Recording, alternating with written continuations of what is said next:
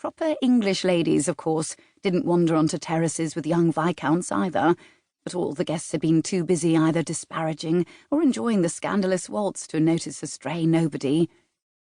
A swift movement in the sooty night caught her eye, and she straightened, peering into the austere garden.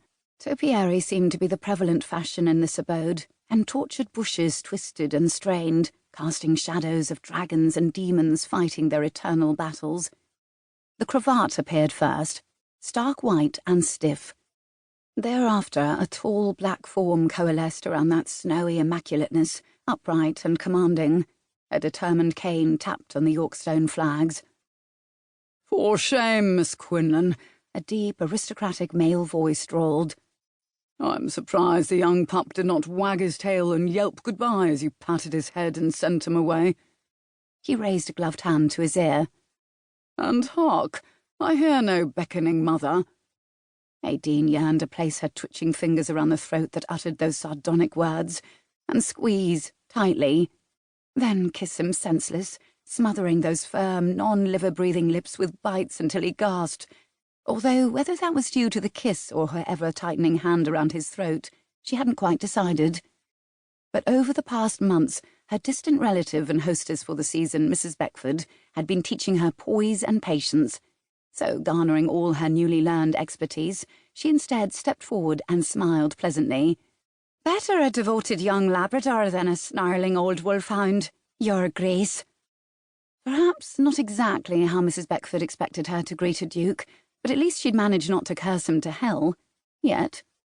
Aideen also remained mindful that to curtsy would be appropriate, curtsy and leave, as any unchaperoned young miss would not hesitate to do, but the little red devil who squatted permanently on her left shoulder whispered that was dull.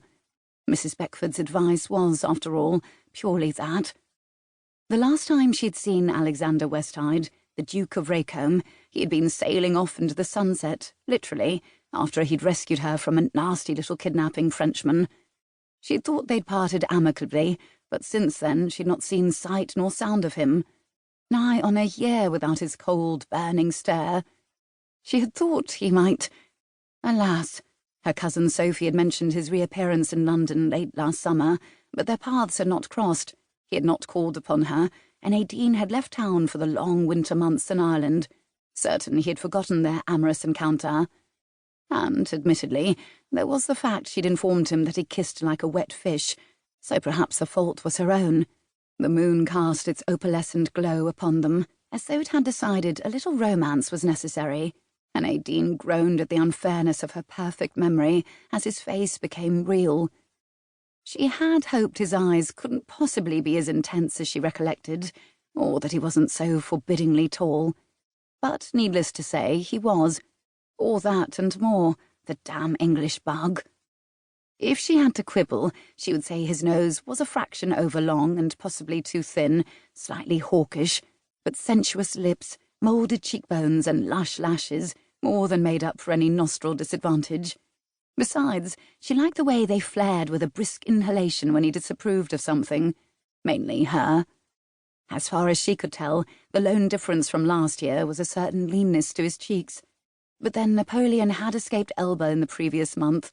War beset England once again, and she knew the Duke was up to his neck in shady foreign affairs. Leanness simply enhanced his callous stare. She shivered, and it wasn't through fear.